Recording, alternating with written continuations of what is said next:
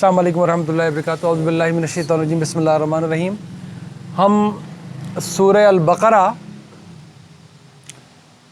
کو پڑھتے پڑھتے آیت نمبر 176 تک پہنچ گئے تھے۔ 176 وہ جگہ ہے اس کی جہاں پر تمہید کے بعد بنی اسرائیل کی پوری رودات سنانے کے بعد اللہ تعالیٰ نے ابراہیم علیہ السلام اور اسماعیل علیہ السلام کا ذکر بیچوں بیچ لا کر اب بنی اسماعیل کو مخاطب کر لیا، اور ان کے ذریعے پوری تی امت مسلمہ کو رہتی دنیا تک کے لیے اللہ تعالیٰ بتا رہا ہے کہ کیا کرنا ہے، کن چیزوں سے بچنا ہے۔ اللہ تعالیٰ نے جب یہ شروعات کی ہمیں بتانے کے لیے کہ کیا حکمت ہے اس دین کی، کیا قانون میں نے تمہیں دینے ہیں، یعنی جس کو ہم شریعت کہتے ہیں، تو اس نے اپنے اسلوب کی بالکل پرزسٹنٹ اسلوب کی طرح پورے قرآن میں ہدایت دینے سے پہلے توحید پہلے دہرا دی تھی کہ ان فی خلق السماوات والارض واختلاف اللیل والنہار والفلک التي پوری ہم نے پڑھی تھی۔ اللہ تعالیٰ نے کہا وَإِلَٰهُكُمْ إِلَٰهٌ وَاحِدٌ، تمہارا اللہ صرف ایک اللہ ہے، وَهُوَ الرحمن الرحیم، بہت ہی رحم کرنے والا جس کی رحمت کبھی ختم نہیں ہوتی۔ اور یہ پچھلی یہ تھا وَإِلَٰهُكُمْ إِلَٰهٌ وَاحِدٌ لا الہ الا هو الرحمن الرحیم، اور اس کے بعد اس نے بتایا تھا، اپنی ایک جھلک دکھائی تھی اپنی وحدانیت کی، اپنی قدرت کی، کہ دیکھو آسمان کی طرف، دیکھو زمین کی طرف، ان پانی پہ چلتی ہوئی کشتیوں کی طرف دیکھو، آسمان سے پانی کا برسنا دیکھو، مردہ زمین کا زندہ ہونا دیکھو، یہ دنیا میں پھیلے ہوئے جانور دیکھو، کس طرح یہ ہوائیں اللہ نے مسخر کر رکھی ہیں، یہ بادل جو زمین اور آسمان کے درمیان میں، ان کو دیکھو۔ یا تو ان کا انکار کرو، اپنی عقل کو بروئے کار لا کے اپنے شعور کو سے انکار کروا کے دکھاؤ، اور اگر مانتے ہو تو اللہ پہ ایمان لاؤ اور مانو کہ وہ ایک ہے جو بالکل ہم آہنگ ہو کر ان سب کو چلا رہا ہے، ایک مربوط نظام کے تحت۔ ہمارا 9ویں 10ویں جماعت کا بچہ تک جانتا ہے کہ صرف دن اور رات میں آنے میں اس کائنات میں کیا کیا تبدیلیاں رونما ہوتی ہیں، تب جا کے صبح کی کرن پھوٹ رہی ہوتی ہے۔ اس توحید کے بعد اللہ تعالیٰ نے یہ بھی کہہ دیا تھا کہ اللہ کے لیے علاوہ جو شریک بنائے گا تو پھر یاد رکھنا عذاب سے بچ نہیں سکے گا۔ اور جب بتانا شروع کیا کہ اب تمہیں کرنا کیا ہے، تو اس نے سب سے پہلے جو میں کرنے کا کام بتایا تھا وہ یہ تھا کہ تم اپنے کھانے پینے کو حلال اور طیب استعمال کرو گے۔ یہاں سے ہمیں قوانین بتانے شروع کیے ہیں۔ دیکھیں پوری دنیا کا دار و مدار اس بات پر ہے، آپ کسی کو پہاڑ پر پیدا اکیلا چھوڑ دیں، اس کو بھوک تو لگنی ہی لگنی ہے۔ جب اس کو بھوک لگنی ہے، اب اس نے کچھ کھانا ہے تو یا تو اس نے اگانا ہے، یا اس کا اپنا مال ہوگا، یا وہ محنت کر کے کمائے گا اس بھوک کو سیٹسفائی کرنے کے لیے، اس بھوک کو مکمل کرنے کے لیے، یا پھر وہ دوسرے سے چھینے گا، یا وہ کرپشن کرے گا، وہ کچھ نہ کچھ کر کے اپنی بھوک کو بجھائے گا۔ ہم دیکھ لیں، ہم سب بیٹھے ماشاءاللہ، ہم میں سے زیادہ تر لوگ وہ ہیں جن کی اولادیں موجود ہیں، کچھ نوجوان بیٹھے ہیں۔ دن اور رات ہماری جد و جہد ہے کس لیے؟ حلال روزی کمانے کے لیے۔ ساری دنیا کے کاروبار ہیں کس لیے؟ کمائی کرنے کے لیے، کیونکہ بھوک ہمارے اندر سے اجاگر ہوتی ہے، یہ ہماری جبلت ہے، یہ ہے جو ہماری ضرورت کو جنم دیتی ہے، کچھ نہ کچھ کھاؤ۔ یہ ہے جس کے پیچھے ہماری خواہشیں چھپی ہوتی ہے، کھانا تو میں نے ہے لیکن میں نے فلاں چیز کھانی ہے، اور میں نے فلاں اسٹیٹس کی چیز کھانی ہے، وہاں جا کر کھانی ہے۔ ساری تگ و دو اس میں لگی ہوئی ہے، میں نے اپنا پیٹ کیسے بھرنا ہے، میں نے اپنے بچوں کا پیٹ کیسے بھرنا ہے، میں نے ہوتے سوتوں کا پیٹ کیسے بھرنا ہے، میں نے اگلی نسلوں کے لیے کیا رزق کے بندوبست چھوڑ کے جانے ہیں۔ دیکھ لیں سب کچھ اس میں پنہا ہے۔ اس کو اللہ تعالیٰ کہہ رہا ہے کہ یہ حلال بھی ہونا چاہیے اور طیب، کیونکہ دین نے تم سے ایک ہی تقاضا کیا ہے، اس دنیا میں پاکیزہ ہو کر آؤ گے تو پاکیزہ جگہ رکھے جاؤ گے، اس کا نام جنت ہے، اور اگر غلاظت لپیٹ کے آئے اپنے اوپر تو پھر وہاں پر اس غلاظت کو پہلے دھلوانا ہی پڑے گا۔ ایک غلاظت البتہ ایسی ہے جو وہاں جا کے جس کو پاکیزہ نہیں کیا جائے گا، اللہ نے اعلان کر دیا اگر تم اس دنیا میں شرک کی معافی مانگ کے نہیں آئے، یہ غلاظت میں آخرت میں نہیں دھوؤں گا، اس کی معافی نہیں ہے۔ باقی غلاظت جس طرح کی ہوگی ویسے ہی اس کا دھونے کا انتظام بھی کیا جائے گا، جس کو ہم کہتے ہیں کہ سب کو پھر گزرنا پڑے گا ان تمام مراحل سے۔ یہ بتانے کے بعد اللہ نے کہا تھا کہ یہ سب کچھ جاننے کے بعد یہ کون لوگ ہیں جو اس دعوے پہ کھڑے رہتے ہیں کہ جی ہمارے آباء و اجداد نے جو بتا دیا ہم تو وہ مانیں گے، ہم کوئی نہیں مانیں گے۔ یہ کس کے بارے میں بات ہو رہی ہے؟ وہ جو 2700 سال سے کہتے تھے ہم ابراہیم علیہ السلام کی اولاد ہیں اور ہم موسیٰ کے بعد کسی کو ماننے کو تیار نہیں ہے، اور وہ جو 570 سال سے اپنے آپ کو کہتے تھے ہم نصارہ ہیں اور ہم عیسیٰ کے بعد آپ کسی کو مانیں گے نہیں ہے۔ اس گروپ کے بارے میں اللہ تعالیٰ کہہ رہا ہے تب بھی یہی دعوت دو گے، جب بھی یہی دلیل کرو گے کہ یہ قرآن آ گیا، حق آ گیا، اولو کان آباؤہم لا یعقلون شیئا ولا یہتدون، یہ دلیل کیسے چلے گی جبکہ تمہارے آباء و اجداد اگر عقل نہیں بھی رکھتے تھے اور وہ ہدایت پر نہیں بھی تھے تو ان کا نام لے کر دلیل کیسے چل سکتی ہے؟ تو یہ قرآن کم از کم 2700 سال کی معلوم تاریخ کو رد کر کے کھڑا ہوتا ہے کہ میرے پاس دلیل یہ نہیں کہ تمہارے بڑے کیا کہتے ہیں، میرے پاس دلیل یہ ہے کہ میرا حق تمہارے سامنے آ گیا ہے، اس کے دلائل کو سمجھنا ہوگا، بات کرنی ہے تو اس کی بنیاد پر کرو۔ تو پھر بھی حق کو چھپائیں گے، اور چھپائیں گے کس لیے؟ کہ دنیا کا کوئی فائدہ حاصل کرنا چاہتے ہوں گے، اللہ کی دی ہوئی کتاب کو چھپائیں گے، بدلے میں وَيَشْتَرُونَ بِهِ ثَمَنًا قَلِيلًا، جو کچھ دنیا میں حاصل ہوگا وہ چھوٹا ہی ہوگا۔ اولئک ما یاکلون فی بطونہم الا النار، ان کے پیٹ میں سوائے آگ کے علاوہ کچھ نہیں بھر رہے وہ۔ ولا یکلمہ اللہ یوم القیامہ، اللہ تعالیٰ قیامت میں ان سے بات تک نہیں کرے گا۔ ولا یزکیہم، اللہ ان کو پاکیزہ نہیں کرے گا اس دن، کیونکہ یہی شرط ہے وہاں پہنچنے کی، پاکیزہ جگہ پہنچنے کی۔ وَلَهُمْ عَذَابٌ علیم، ان پہ بہت ہی شدید عذاب۔ اور یہاں پر ہم نے بات ختم کی تھی کہ یہ ہوا کس لیے، یہ کہاں سے آ جاتے ہیں؟ ابراہیم کی اولاد ہیں، ہماری کتابوں کو پڑھنے والے ہیں، کتابوں میں لکھا ہے کہ آخری نبی آخر الزماں صلی اللہ علیہ وسلم نے آنا ہے، اس کو پہچانتے اپنے بیٹوں کی طرح، قرآن کے حق کو یہ پہچان چکے ہیں، پھر بھی یہ کیسے الگ الگ ہو جاتے ہیں؟ یہ ان میں کیسے الگ الگ ہو چکے؟ یہ اختلاف کہاں سے آیا؟ یہ پھٹ کے الگ الگ دور کیسے چلے گئے؟ ذالک بأن اللہ نزل کتاب بالحق وَإِنَّ الَّذِينَ اخْتَلَفُوا فِي الْكِتَابِ لَفِي شِقَاقٍ بَعِيدٍ، یہ حق آنے کے بعد بھی اللہ کی دی ہوئی کتاب میں جو اختلاف کرتے ہیں وہ پھر بہت دور کی مخالفت میں، بہت دور کی گمراہی میں جا چکے۔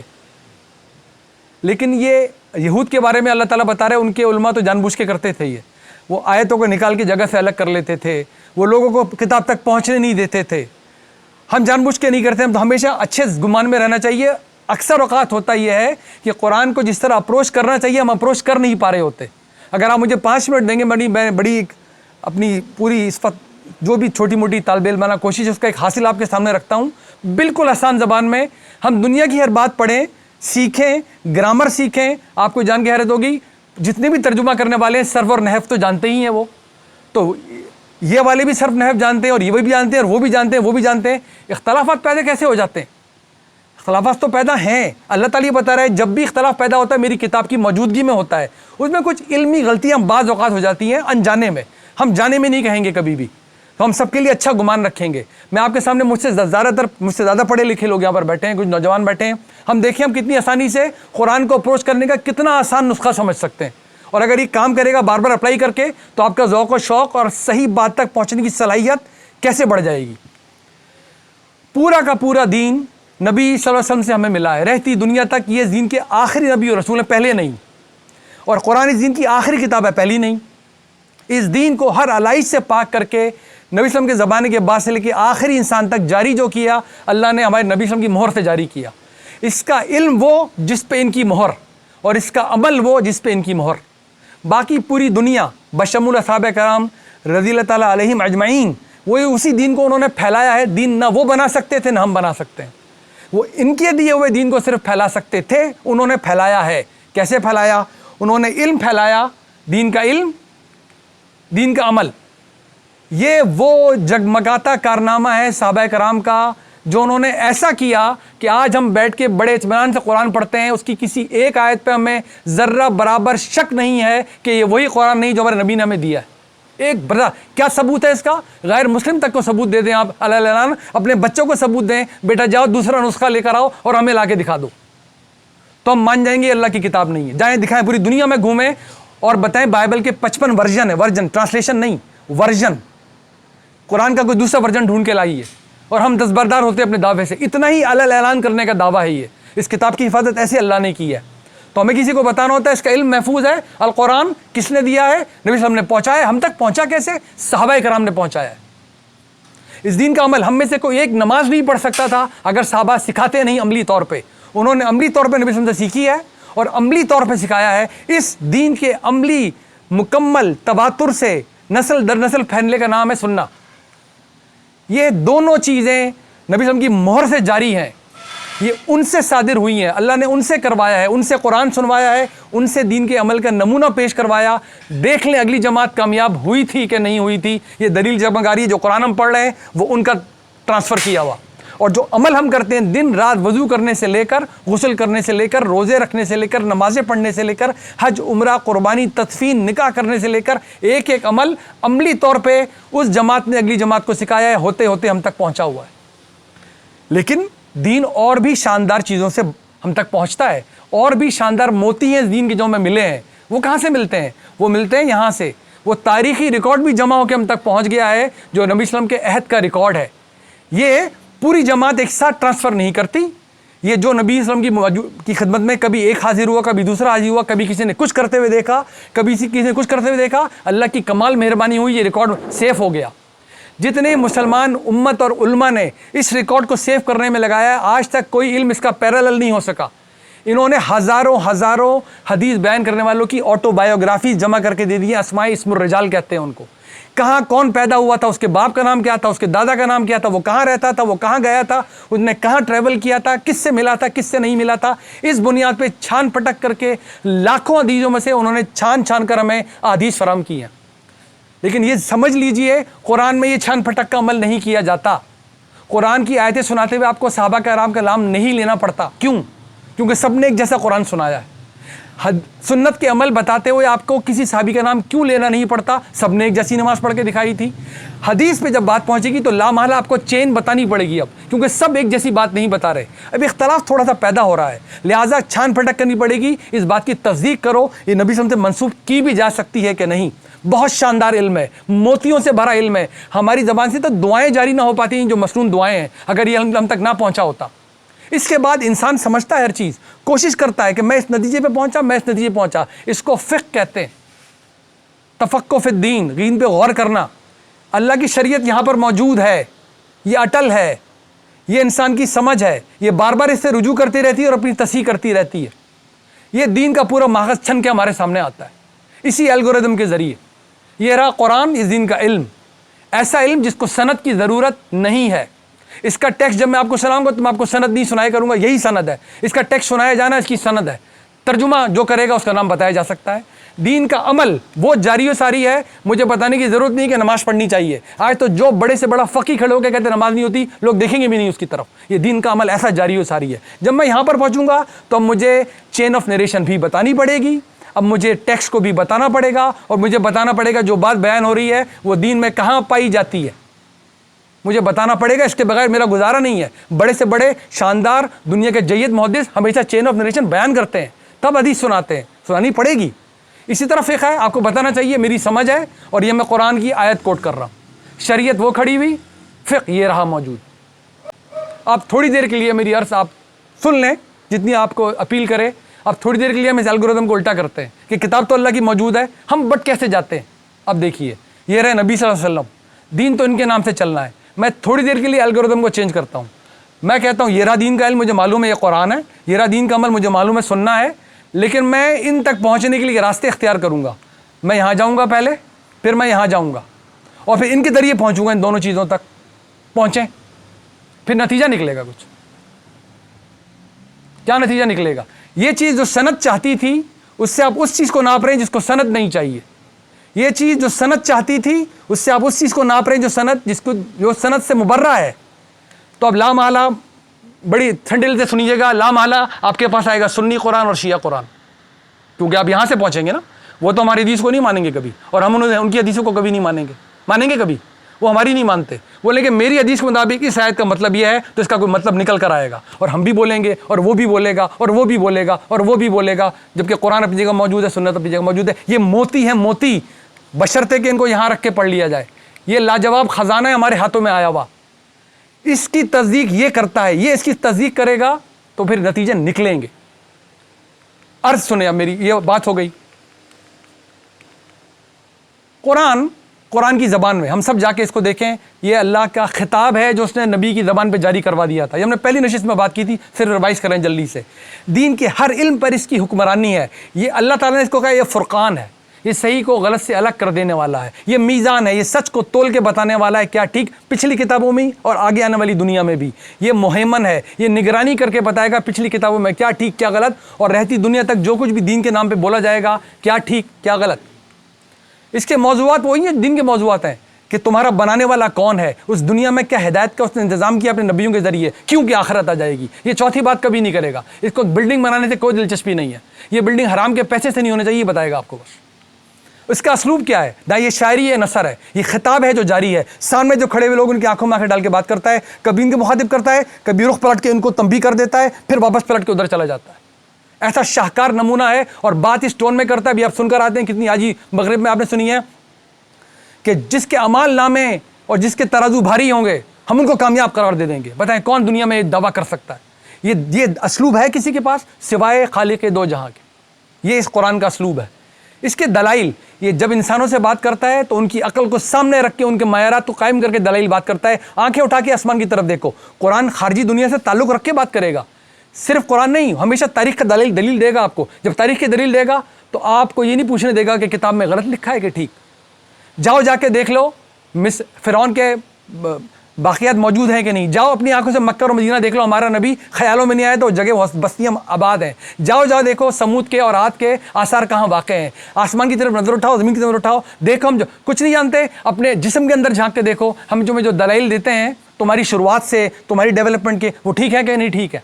تو یہ خارج سے آپ کو متعلق کرتا ہے لیکن سالڈ طریقے سے. یہ آپ کو تاریخ بتائے گا، آپ اف اینڈ بٹ نہیں کر سکیں گے اس میں.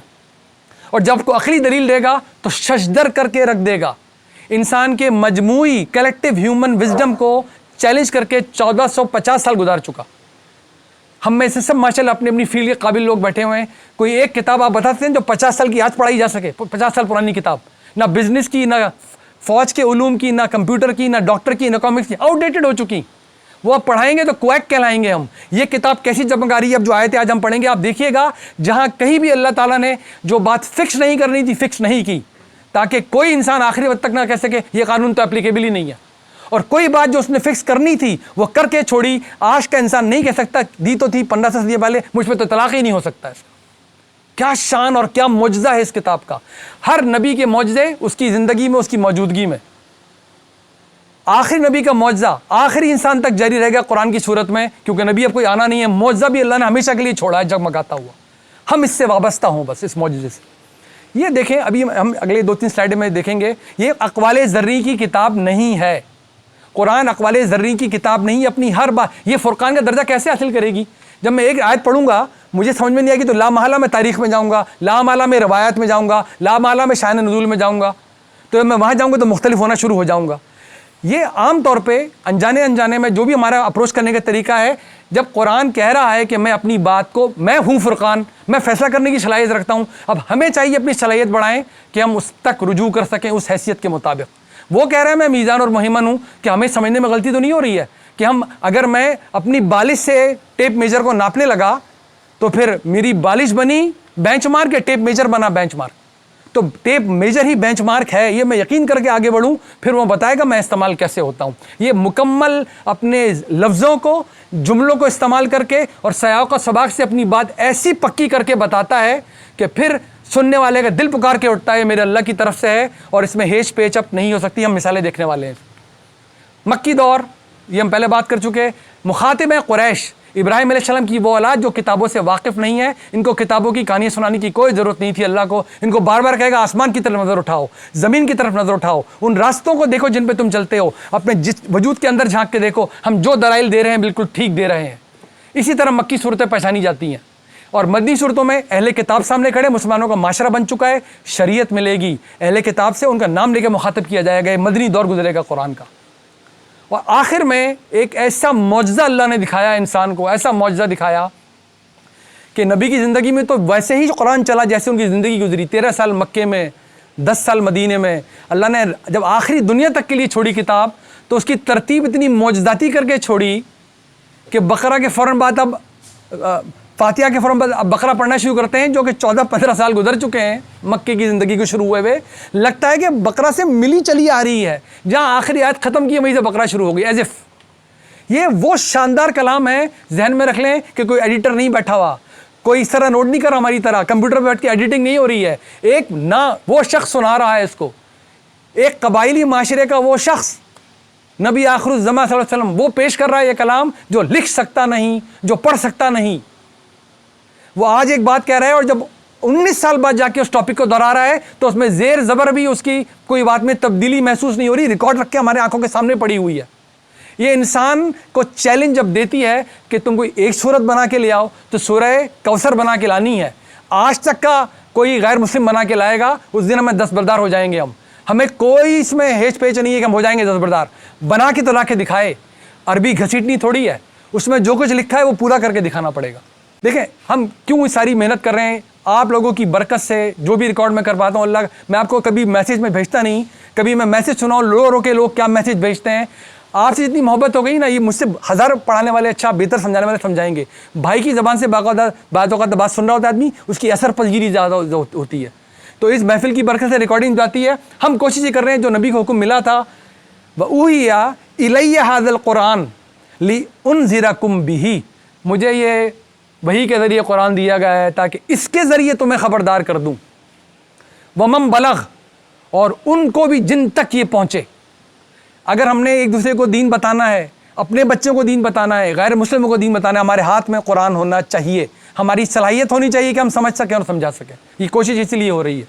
فذکر بالقرآن من یخاف وعید، سورہ قاف کی آخری آیت۔ اس قرآن کے ذریعے یاد دہانی کرائیں جو لینے والے ہوں، جو ڈرنے والے ہیں ان کو، جو اللہ کا واعظ نہ سمجھ سکے، نہ ڈر سکے۔ باقی باتیں پھر اللہ کے واعظ کے آگے ہم سب جانتے ہیں کیا ان کی حیثیت ہوگی، کیا ان کی اثر پذیری ہوگی۔ اس کے باوجود بھی اگر اندر کا شعور ایکسیپٹ کرے گا، قبول کرے گا تو ہدایت پہنچے گی، ورنہ ابو جہل مرے گا اور فرعون مرے گا، جبکہ نبی اس کے سامنے ہوں گے وقت کے، اور اللہ کا کلام ان کی زبانوں پہ جاری ہوگا۔ اللہ ہمارے قلوب کو اس زنگ سے بچائے جو حق کو پہچاننے سے انکار کر دے اور اس کو قبول کرنے سے انکار کر دے۔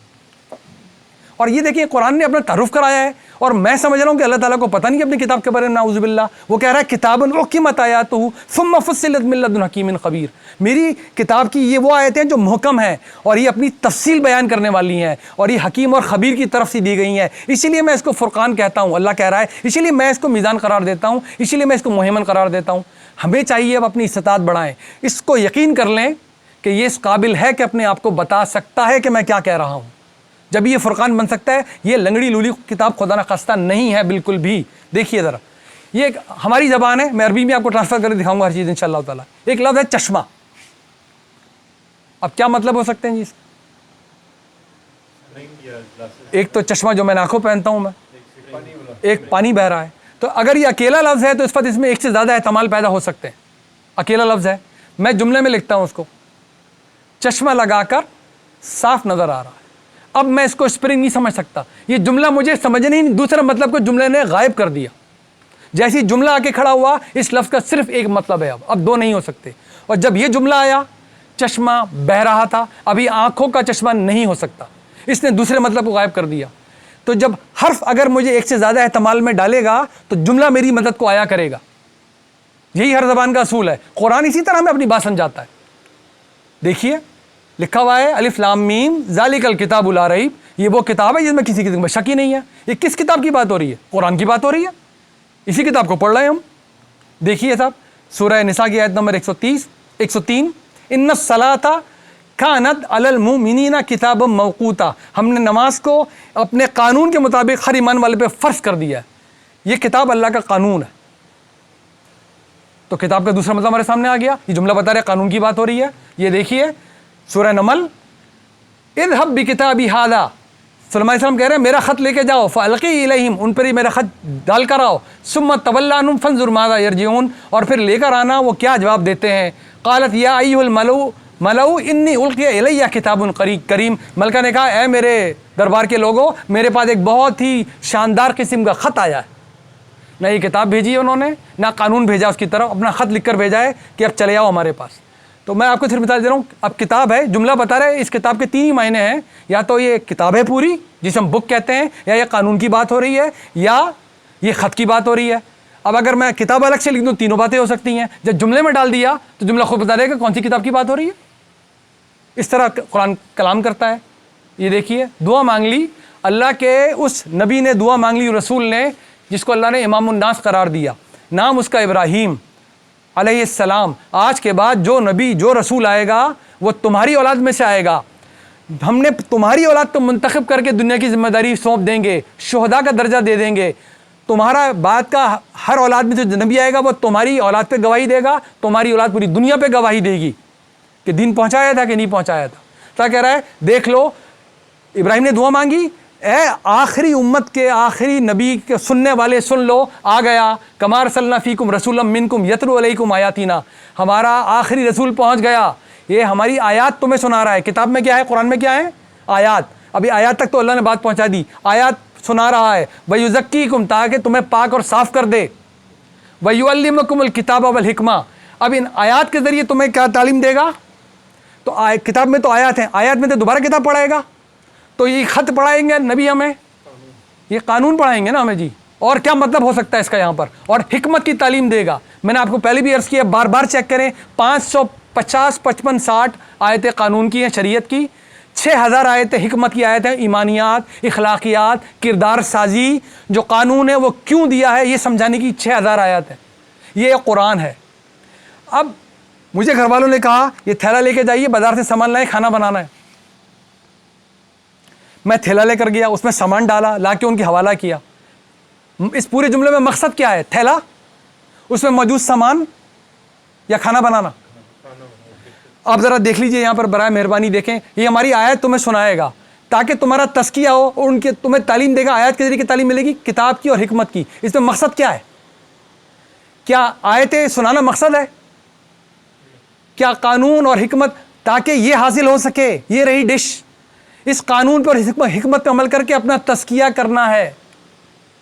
یہ حاصل ہوا تو جنت حاصل ہوئی، یہ حاصل نہیں ہوا، انفرادی سطح پہ حاصل نہیں ہوا تو گئے، اجتماعی سطح پہ حاصل نہیں ہوا تو گئے، جنت پاک لوگوں کے لیے ہے۔ یہ قرآن بار بار دہرا کے بتاتا رہے گا، جو پاک صاف نہیں ہو سکا اس کو فلاح نہیں مل سکتی۔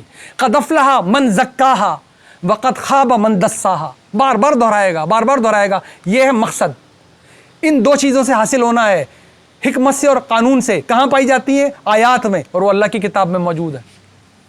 جو کچھ کرنے کو کہا گیا ہے اس کا عملی نمونہ بھی اسی نبی نے سکھایا ہے جس نے قرآن سنایا ہے۔ دیکھیں انشاءاللہ بات بالکل واضح، صراحتاً واضح ہو جائے گی۔ ایک حرف لکھا ہوا ہے، میں نے اور لفظ سے بھی حرف پیچھے شروع کر لیا، حرف پے۔ اب پے کا کوئی مطلب نہیں ہے جب تک کوئی لفظ نہ بن جائے، پے استعمال بھی نہیں ہوا۔ پینسل، اب میں نے حرف سے ایک لفظ بنا لیا، پینسل بنا لی۔ اب ہمارے ذہنوں میں پینسل کا ایک تصویر موجود ہے، ہمیں پینسل سمجھ آتی ہے، جملہ آ گیا پینسل کوئی استعمال نہ کرے۔ اب ایک جملہ بن گیا، صاف پتہ چل رہا ہے کہ اس میں ایک ہدایت جاری کی جا رہی ہے، حکم جاری کیا جا رہا ہے، ایک نصیحت کی جا رہی ہے، پینسل کوئی استعمال نہ کرے۔ ایک لمحے کے لیے سوچ لیجئے یہ جملہ کسی کتاب میں لکھا ہوا ہے، یہ ہمارے ادارے کی SOP میں لکھا ہوا ہے، کیا مطلب نکلے گا اس کا؟ اس کا مطلب نکلے گا اس ادارے میں جو بھی ڈاکیومنٹیشن ہوگی اس میں پینسل استعمال نہیں ہونی چاہیے۔ اور اگر تھوڑی دیر کے لیے مان لیجیے کسی آسمانی کتاب میں لکھا آ گیا ہے جملہ، معاف کیجیے گا میرا گلا اتنا اچھا نہیں تو میں اس کو تھوڑا سا، اگر یہ کسی آسمانی کتاب میں لکھا نظر آ گیا جملہ آپ کو، تو بتائیں اس کا کیا مطلب نکلے گا؟ کہ بس اب تو یہ من جانب آسمان نازل ہو گیا ہے آیت، اب آج کے بعد پینسلیں توڑ دی جائیں، ختم کر دی جائیں، یہ استعمال ہوں گی ہی نہیں۔ اب دیکھتے ہیں پوری بات ہے کیا۔ پوری بات یہ ہے، امی میری پینسل کھو گئی ہے، وہ تو میرے پاس ہے، پینسل کوئی استعمال نہ کرے، وہ میری ہے، جھگڑا نہ کرو، میں ایک اور پینسل دیتی ہوں۔ اب آپ نے جملے کو پورے سیاق اور سباق میں پڑھ لیا۔ اب یہ جملہ لکھا ہوا بھی ہے لیکن اس کا مطلب وہ نہیں ہے جو ہم سمجھنے کی کوشش کر رہے تھے، جو ہم اس سے سمجھ رہے تھے، یہ مطلب نکلا ہی نہیں۔ بھلے ہی آسمانی صحیفے میں لکھ کے ہمیں مل جائے، اس کا مطلب اب یہ نہیں ہے پینسل کو استعمال نہ کرے۔ یہ تو پوری بات پتہ چلی ہے کہ دو بچوں میں بات ہو رہی ہے، پینسل کھو گئی ہے، پینسل مل گئی ہے، اور وہ جھگڑا کر رہے ہیں، اور ان کی امی، اور وہ اس پینسل کو استعمال کرنے سے منع کر رہے ہیں جو اس کی پینسل ہے، جو دوسرا بھائی استعمال کر رہا ہے۔ بات ہی بدل چکی ہے ٹوٹل۔ کتنی بھی گرامر لڑا رہے ہیں اس میں، یہ گرامر فیصلہ نہیں کر سکتی۔ اب فیصلہ کون کرے گا؟ سیاق اور سباق۔ گرامر سے ہی تعلیف سمجھیں گے ہم، سب کچھ اس سے پہنچیں گے ہم۔ کچھ ایک ایک لفظ جو ہم سیکھ رہے ہیں سر آنکھوں پر ہے۔ میں آپ کو صرف یہ بتا رہا ہوں کہ یہ سب کچھ سیکھ کے ہیں، جب ہمیں اس کی بارگاہ میں پیش ہونا ہے نا، سارے انگریڈینٹ لے کر، اپنی عقل کا، اپنی آنکھوں کا، اپنی سماعت کا، اپنے دلوں کا، اپنی زبان دانی کا، جب سب کچھ لے کر حاضر اس کی بارگاہ میں ہونا ہے تو اس سے پھر فائدہ حاصل کرنا کیسے ہے؟ ورنہ یہ سب کچھ لکھا رہ جائے گا، اور میں جملہ یہ نکالوں گا اور آپ جملہ وہ نکالا کریں گے، اور آپ جملہ اور اپنی اپنی باتوں سے ان کو جوڑا کریں گے، اور اپنے اپنے طریقے ہم ایجاد کر لیا کریں گے۔ تب شرح کرنے کی ضرورت نہیں، کتنے ایجاد کر بھی چکے ہم، جبکہ نام ہم سب قرآن کا لیتے ہیں۔ اب دیکھیے اس کی مثال، یہ آیت ہے لکھی ہوئی ہے، فَاسْأَلُوا أَهْلَ الذِّكْرِ إِن كُنتُمْ لَا تَعْلَمُونَ۔ جن لوگوں کے پاس یاد دہانی موجود ہے، لوگ اس کو کہتے ہیں علم والوں سے، ان سے جا کے پوچھو کیونکہ تم علم رکھتے ہی نہیں۔ فَاسْأَلُوا سوال کرو ان سے، اہل الذکری جو یاد دہانی رکھتے ہیں، کوئی بھی علم رکھتے ہیں، ان کنتم کیونکہ تم لا تعلمون علم نہیں رکھتے۔ میں بڑی آیت زوردار لے کر آیا ہوں کیونکہ اس پر بہت کچھ ہے ہمارے پاس کہ آپ کو کیا کرنا چاہیے علم کے معاملے میں، اپنی موت کی تیاری کے معاملے میں تیاری کیسے کرنی چاہیے۔ موت میں جوابدہی ہماری ہوگی نا, کوئی شک ہمیں نہیں. ہم سب کھڑے ہوں گے انفرادی طور پہ, اللہ ہوگا, ہم ہوں گے. اللہ تعالیٰ اس دن ہمیں سرخرو فرمائے. ہم جا کر یہ کہ اللہ تعالیٰ نے دیر کتاب پہ کوشش کی تھی, ہم سے غلطی ہو گئی, میں معاف کر دے. ہم نے کم از کم سلیبس کو پہچانا تھا, ہم سلیبس کو چھوڑ کے دائیں بائیں کم از کم نہیں ہوئے تھے. اب یہ دلیل بن جاتی ہے کہ جناب کیونکہ آپ کے پاس علم نہیں ہے لہذا آپ خود تیاری کیسے کریں گے اور کیوں کریں گے, لہذا جائیے وہاں جہاں سے تیاری ہو سکے. اب یہ آیت ذرا قرآن میں جہاں لکھی ہے وہاں پڑھ کے دیکھتے ہیں ہمیں لکھا ہوا کیا قرآن میں. کیا واقعی یہ لکھا ہوا کہ پینسل کو استعمال نہ کرے, کہ تم میں سے کوئی دین کی تیاری نہ کرے, تم میں سے کوئی موت کی تیاری نہ کرے اپنی. سر آنکھوں پہ ہمارے پڑھانے والے, میں آپ کو پہلے بتا رہا ہوں, جو ہم نے کہا صحابہ کرام آپ آج سے 200 سال پہلے کے علماء کو بیچ میں سے نکال دیں ہم تباہ و برباد ہو جاتے. یہ ان کا کرم ہے ہمارے اوپر, اللہ کی مہربانی ہے اور علماء کرام کا احسان عظیم ہے. ہر نسل میں انہوں نے دین آگے بڑھایا ہے. ہمارے باپ دادوں نے جنہوں نے ہمیں دین پڑھایا ہے, ایک ایک بزرگ کا احسان عظیم ہے ہم پر. یہ بات ہو چکی, ذمہ داری کس نے اٹھانی ہے؟ ہم نے خود. یہ بات ہو رہی ہے صرف. اب دیکھیے آیت وہاں رکھ دیتے ہیں جہاں قرآن میں رکھی ہوئی ہے, سورہ انبیاء میں رکھی ہوئی ہے. بات ہو رہی ہے یہ جو تم پہ ایمان نہیں لاتے یہ کہتے ہیں بل قالوا اضغاث احلام, یہ تو بکھرے ہوئے خیالات ہیں. بل افترا, یہ تو جھوٹ ہے. بل ہوا شاعر, یہ تو شاعری کر رہا ہے, شاعر ہے. فلیاتینا بآیۃ کما ارسل الاولون, یہ ہمیں کوئی ایسی نشانی دکھائے جن کا ہم سنتے آ رہے ہیں آسمانوں سے نشانیاں ملتی ہیں. یہ کیا قرآن سنا رہا ہے ہم کو؟ ہمارے جیسا آدمی ہے, ہماری جیسے باتیں کر رہا ہے. ما آمنت قبلہم من قریۃ اہلکناہا, اس سے پہلے بھی کسی بستی والوں نے مان کے نہیں دیا تھا, ہلاکت میں ہی پڑے تھے. افہم یؤمنون, تو کیا یہ ایمان لے آئیں گے؟ یہ جو باتیں کر رہے ہیں کہ یہ تو ہمارے جیسا کھاتا پیتا انسان ہے, ہمارے جیسا ہمارے معاشرے میں پیدا ہوا, تو ہم جانتے ہیں اس کے بڑوں کو بھی, کھاتا ہے پیتا ہے چلتا ہے. آج کہہ رہا ہے میں نبی ہوں, اللہ کا کلام سنا رہا ہوں, سوائے بکھرے خیالات کے, سوائے جھوٹ بولنے کے, سوائے شاعری سنانے کے اس کے پاس کچھ نہیں ہے, اور کوئی معجزہ تو دکھائی نہیں سکتا ہم کو. اللہ کہہ رہا ہے یہ نہیں مانیں گے, ہلاکی ہو کے رہیں گے. پہلے والوں نے نہیں مانا تھا, یہ کیسے مانیں گے؟ ان کا انکار کرنے کی وجہ کیا ہے کہ یہ انسان ہمارے جیسا ہے, یہ نبی نہیں ہو سکتا. تو اللہ تعالیٰ کیا جواب دے رہا ہے ان کو؟ وما ارسلنا قبلک الا رجالا نوحی الیہم, ہم نے آج سے پہلے بھی وہی انسانوں کی طرف ہی بھیجی ہے ہمیشہ.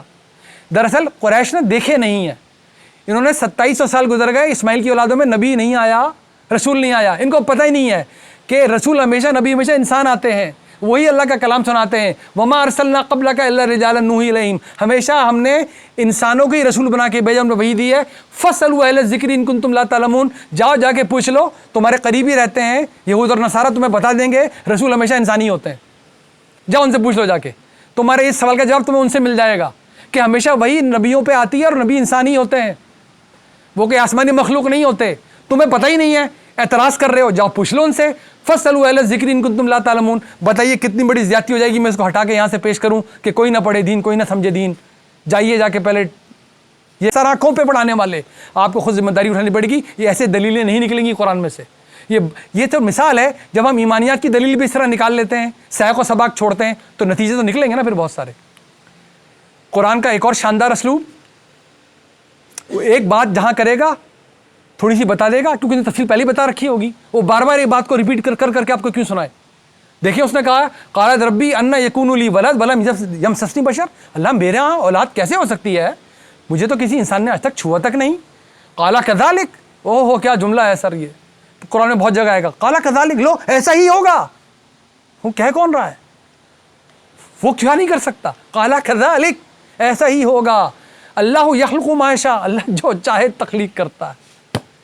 اذا قضا امرا, وہ تو جب کچھ کرنے کی ٹھان لے, فانما, اس کو صرف, انما, بہت شاندار لفظ ہے قرآن, انما صرف, یقول لہ کن فیکون, اس کو کیا کہنا ہوتا ہے, کن, اور وہ ہو جاتا ہے. کوئی دو رائے نہیں, یہ ہمارا ایمان ہے, وہ ایسا صاحب قدرت ہے, اس کے کہنے کی دیر ہے. لیکن کیا پوری بات سمجھ لیں گے ہم یہاں سے؟ کیا ہمارے بچے اگر سوال پوچھیں گے جواب دے سکیں گے؟ دیکھیے یہ مریم علیہ السلام کی بات ہو رہی ہے نا, انہی کا مکالمہ سورہ آل عمران میں سے آیا ہے یہ, کہ مجھے تو کچھ چھوا نہیں انسان نے. اللہ کہہ رہے ہے اس میں کیا حیرت کی بات ہے, میں نے کہنا ہے کن اور ہو جائے گا. تو کیا اگلے سیکنڈ میں عیسیٰ علیہ السلام پیدا ہو گئے تھے؟ نہیں. اللہ تعالیٰ نے ایک قانون اٹھایا تھا, اپنا باپ نہیں چاہیے, دوسرا قانون پورا کر کے دکھایا تھا, اسی طرح پیدا ہوں گے, انہی مراحل سے گزریں گے. سورہ مریم آ گئی, قال کذالک, دیکھیں جملہ بھی وہیں سے جوڑ لیا, قال کذالک قال ربک علی حی, ایسا ہی ہوگا, تمہارے رب نے کہا. یہ تو بہت ہی آسان بات ہے. وَلِنَجْعَلَهُ آیَةً لِلنَّاسِ وَرَحْمَةً مِنَّا وَكَانَ أَمْرًا مَقْضِيًّا, کہ میں تو اپنی نشانیاں, اپنی رحمتیں جب میں بھیجتا ہوں وہ فیصلہ کر چکا ہوتا ہوں, پھر کوئی بدلنے والا ان کو نہیں ہے. فَحَمَلَتْهُ, حمل ٹھہرا. فانتبذت به مکان قصیا, اور پھر وہ پیچھے کوٹ گئی ایک دور کی جگہ پہ. فاجاء المخاض الى جذع النخلہ, جب ان کی ولادت کا وقت قریب آیا, سارے مراحل گنوا رہا ہے اللہ, تو کن ہی کہا ہے, فیکون ہی ہو رہا ہے, پورے مراحل گزر رہے ہیں. تو تدریج, گریجویلٹی کن فیکون کی مخالف نہیں ہے. قرآن بتا رہا ہے آپ کو, تفصیل کر کے بتا رہا ہے. اللہ چاہے ایک سیکنڈ میں کر دے تو بھی کن فیکون ہے, اللہ چاہے 9 مہینے میں کوئی کام کرے تو بھی کن فیکون ہے, اللہ ہزاروں سال میں کوئی کام کرے تو بھی کن فیکون ہے. اس کا حکم جاری ہو چکا ہوتا ہے, عمل پورا ہو کے رہے گا جس طرح بھی ہونا ہو. وہ چاہے تو بائی پاس کر دے, چاہے تو اسی طرح گزارے. اسی طرح ہوا, وہ پھر چلی گئیں, وہ پیچھے ہٹ گئیں, علاقے سے دور چلی گئیں. دیکھو اس نے بتا دیا تفصیل کر کے اپنی کہ یہاں پر میرے کن کا کیا مقصد ہے. ایک سیکنڈ نہیں, میرے کن کا مطلب ہے بچہ 9 مہینے بعد ہی پیدا ہونا ہے, انہی مراحل سے گزر کے پیدا ہونا ہے. تفصیل بتا دی قرآن نے اپنی آپ کو. جب دونوں جگہ سے ملا کے پڑھیں گے بات پوری ہو جائے گی. اسی طرح پڑھنا ہوتا ہے. اولیس الذی, سورہ یاسین, اولیس الذی خلق السماوات والارض بقادر علی ان یخلق مثلہم. اس کے لیے جس نے یہ زمین اور آسمان پیدا کیا ہے, بقادر علی یخلق, وہ بالکل ان جیسا دوبارہ بنا سکتا ہے. بلا بالکل ایسا ہی ہے. وہو الخلاق العلیم, وہ تو ہے ایک بہت ہی با علم خالق. انما امرہ, اس کو تو صرف اگر کوئی حکم دینا ہو تو کیا کرنا, اذا ارادہ شیئن, وہ جو بھی ارادہ کر لے, ان یقول لہ کن فیکون. وہاں انسان کے بارے میں تھی تو ہم نے کن فیکون پڑھ لیا تھا, 9 مہینے لگ گئے پورے. یہاں ارض و سماوات کے بارے میں اس نے کہا ہو جا, اور ہو گیا. آپ قرآن پورا پڑھتے ہیں, ان ربکم اللہ الذی خلق السماوات والارض فی 6 ایام. یہاں تو اللہ تعالیٰ کہا 6 دن لگے مجھے, اس نے کن فیکون سے بنائی ہے. 6 دن لگ گئے نا جی, 6 دن میں بنائی ہے. ثم استوى علی العرش, ٹھیک ہے, دیکھیں آپ نے سورہ الاعراف ہے, پوری بات بالکل سیدھی ہے, پوری بات سمجھ میں آ رہی ہے. کوئی اور تفصیل جاننا چاہتا ہے, اگر اللہ نے بتائی ہوگی مل جائے گی آپ کو. 6 دن بھی بتا دیا کہ 2 دن میں کیا کیا, 2 دن میں کیا کیا, 2 دن میں کیا کیا. سورہ فصلت, قرآن نے اپنی بات بالکل واضح کی ہے. مجھے اس میں باہر سے چیزیں لا کے جوڑنی نہیں پڑیں گی پوری بات سمجھنے کے لیے, بشرطے کہ میں اس کا مطالعہ کروں, جانوں اس میں کیا لکھا ہے, کہاں یہ تفصیل بتا رہا ہے, کہاں یہ اجمال سے بتا رہا ہے, سباق کیا کہہ رہا ہے, سیاق کیا کہہ رہا ہے. یہ فرقان ہے, یہ اپنی بات مکمل کرنے کی صلاحیت رکھتا ہے. اگر خارج سے آپ کو مثال دے گا تو اتنی پکی مثال دے گا کہ آپ دائیں بائیں ہو نہیں سکتے. ہمیں بعض اوقات کم علمی میں, بعض اوقات انجانے میں, بعض اوقات بتانے کے جو طریقہ میں بتا دیا گیا, مجھ سے ہٹنے کو تیار نہیں ہوتے. ہم سمجھتے ہیں کہ ایسا ہو ہی نہیں سکتا, ہمیں پتہ نہیں چلا تو کسی اور کو کیسے پتہ چل سکتا ہے.